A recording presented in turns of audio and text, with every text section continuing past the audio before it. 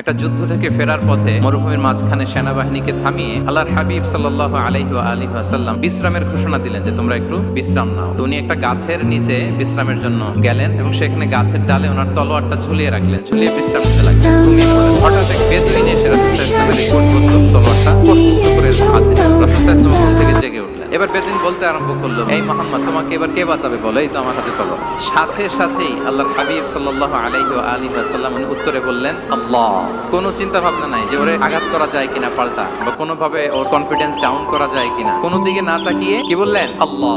সব সময় তিনি আল্লাহ কেন্দ্রিক ছিলেন। গারে সাউরে যখন আল্লাহ রাসূল সাল্লাল্লাহু আলাইহি ওয়াসাল্লাম এবং আবু বকর রাদিয়াল্লাহু তাআলা ওনারা আশ্রয় নিয়েছিলেন রাত্রিবেলায়, কুরাইশরা যখন খুঁজতেছিল, আবু বকর রাদিয়াল্লাহু তাআলা বলেন যে কুরাইশদের পা দেখা যাচ্ছে, ওরা যে হেঁটে যাচ্ছে, একটু উকি মারলেই আমাদেরকে দেখা যায়। রাসূল সাল্লাল্লাহু আলাইহি ওয়াসাল্লাম আবু বকর রাদিয়াল্লাহু তাআলা বলেন যে আবু বকর, চিন্তা করো না, লা তাহসান, ইন্নাল্লাহা মা'ানা। আবু বকর, চিন্তা করো না, আল্লাহ আমাদের সাথে আছেন। সুবহানাল্লাহ।